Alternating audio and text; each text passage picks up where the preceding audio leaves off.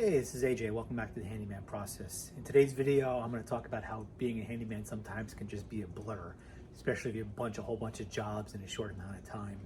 The time goes by really quick. You don't even remember what you did. You accomplished a ton of stuff, and you're left, in my case, on a Sunday, just kind of worn out. So let me walk through my last couple of days, what I'm kind of talking about, what you can kind of expect if you start a handyman business. All right, so today's a Sunday. I had like four jobs on Friday. I have every other Friday off with my day job. So I worked all four jobs on Friday, maybe even an estimate, and then kind of two bigger jobs Saturday, yesterday. And when I lump a whole bunch of jobs like that together, the good news is that I can make a decent amount of money. The bad news is I get home at like 8 o'clock, 7:30, 8 o'clock, I'm ready to go to sleep. So let's talk about why I do that, how it turned out this time, what kind of money I make doing those types of things, and why do I keep doing this to myself.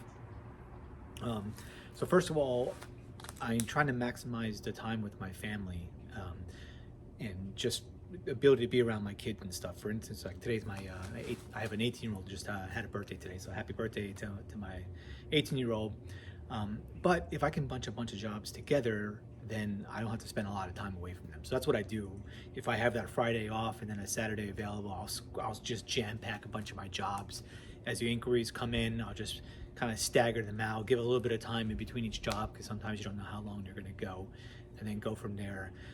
And then in terms of pricing, you'll see I'll try to flash up some of the jobs and the prices I was charging. My numbers are a little bit all over the place because I give discounts to some people and I don't to other people. And why do I do that?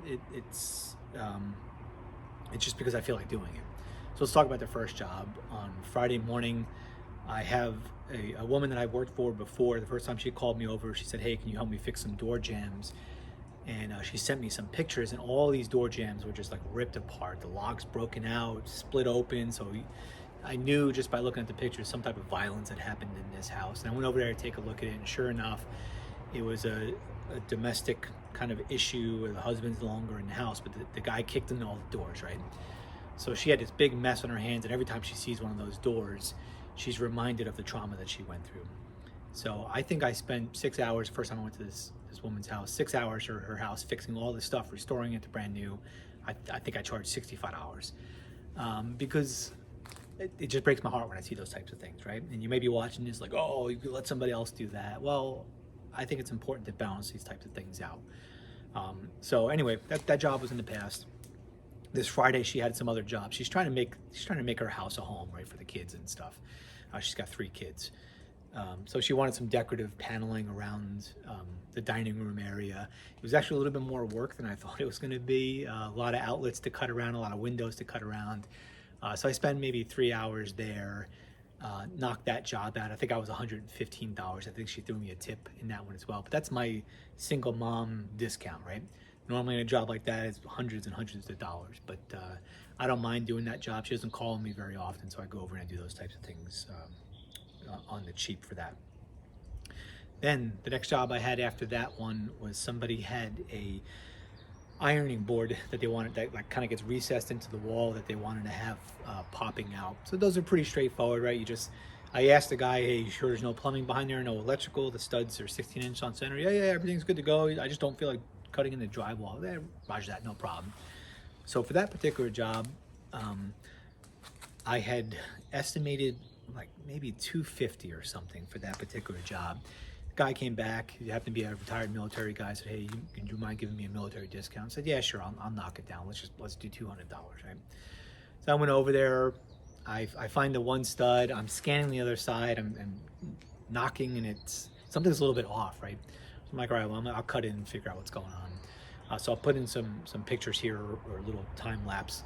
I cut into the wall. They're not 16 inches on center. So I'm thinking, as soon as I did that, like I kind of felt around with my knife that, hey, I don't have a stud on this side. I said, so here's my option. I can kind of rebuild the stud out so I can get an attachment point. He said, yeah, no problem. So I finished cutting everything out. And then once I opened it up, I realized there was some creative framing going on. They had stuff turned around sideways. You'll see in the picture. So the only really option I had, I said, hey, I can either repair this drywall, put it back on and put it in a different spot, or I have to bump the cabinet out a little bit And since it was in a master bedroom closet, he's like, yeah, let's just bump the cabinet out a little bit. So that job is done, taken care of, billed. I think I got a $20 tip on that one. So 220 all said and done. Then after that, I actually got to reference my phone because I don't remember what I had. So the next thing I had after that was actually just an estimate visit. It was over in a trailer park nearby. I had worked for this gentleman's ex-wife. I had fixed some doors. So he was having some water leaking issues in mobile homes. And I don't know anything about mobile homes. I work in a few, but this is another one of those situations where if I go work in a mobile home, I'm not going to charge you a lot, right? Because if you're living in a mobile home, you don't got a lot. So I went over there, and it's tricky because mobile home construction is very different than normal construction.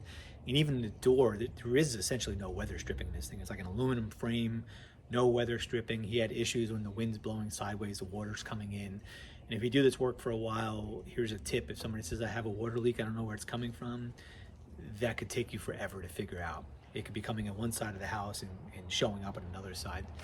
So with that being said, I get over there, and what the guy had already done, he did his own research. He put up his own weather stripping. And at that point, I'm like, there's not much more I can do. The only thing I saw that I might possibly do was there seemed to be some blockage in some of the drainage channels there. So I said, hey, I could drill a couple of holes here to help you drain out some water.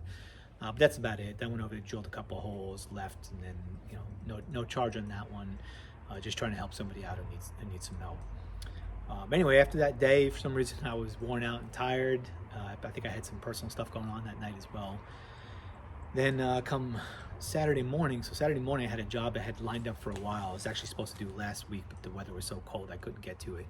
And it was a lot of rotted exterior trim, mostly fascia board, 2x6 fascia board, or 1x4 decorative trim kind of around the house. So the guy gave me some pictures and some spots. In addition to that, he had a bathroom exhaust fan that had stopped working. He said, hey, I have an exact replacement. I just need to do a swap. Bathroom exhaust fans, sometimes they can go in really easy, and sometimes you're just cursing your mother, right? And no offense, Mom, if you're watching. But anyway, I went in there. The first thing I took care of was the bathroom exhaust fan. It was actually easier to get up in the attic and take care of it. So I went up there. The wiring was a mess. The connections in the existing one were outside of. There's no junction box. All the connections are outside. There's electrical tape all over the place. Just a terrible job. So I put that one in. That one goes in no problem. Put it all back together. Put the light fixture on, and that one's good to go. Then I go outside and I start working on the trim, and I'll put a time lapse here of just one area where I was doing some trim. So in my area, they have these corner pieces. They're actually made of it's a triangular piece made out of a 2x12, which I didn't actually happen to have in my truck, so I ended up just building one out of some 2x6. But that was just one of many different areas that I fixed that particular day. And in this case, luckily I had matching paint on me, but I go around, I rip out all the stuff. I usually take my oscillating tool and kind of cut square angles and everything, rip out all the rotted area.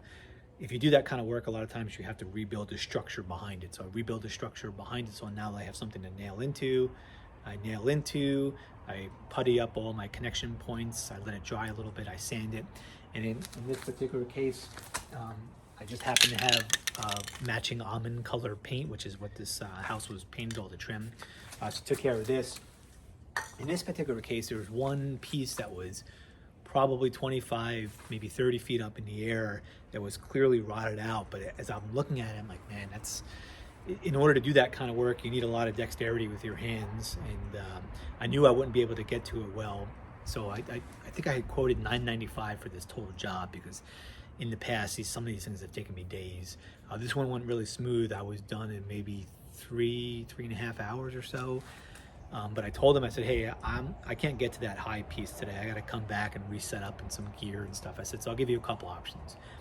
So first of all, I'm not going to charge you for that today. We can reschedule and do it another time. Or my recommendation to him is all of his trim around the house was really on its last leg, right? A couple of years, all the paint's peeling off. So I had recommended that he have a paint crew come out, pressure wash everything, see the status of everything, make a bunch of repairs all along the line, and then repaint everything. And I said, when they do that, I would recommend that you cut out that section at that point. I said, but there may be several other sections once you pressure wash it that maybe need to be replaced as well. So he decided to go down that route. So I think I ended up charging, I'll put the numbers in here, I want to say like $5.95. I gave him a $400 discount, and I believe he gave me a $50 tip on top of that. So that was pretty good. You know, it was for um, more than I was expecting. Good payday in the morning. And then in the afternoon, I had a client that I've gotten a lot of work from, had some water leakage in the house. I had recommended actually a friend of mine's handyman company to come in and do the drywall, because if you watch his videos for a while, I hate drywall, I'm not good at it. But there was a lot of texturing work, a lot of drywall repair. So my friend Paul had his guy come in, took care of it, everything looked great.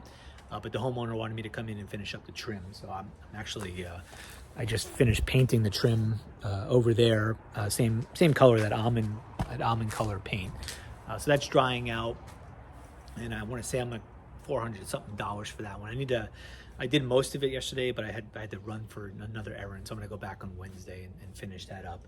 Another thing I had to do is I have somewhere in there, I got a heavy ass DeWalt chop saw, which is great if you're doing like big heavy jobs, but it's a killer if you're doing small trim work. So I just bought this Metabo, I think it was $160 or something over at Lowe's, but that thing weighs 22 pounds, so that's what I'm going to bring for my future jobs going out.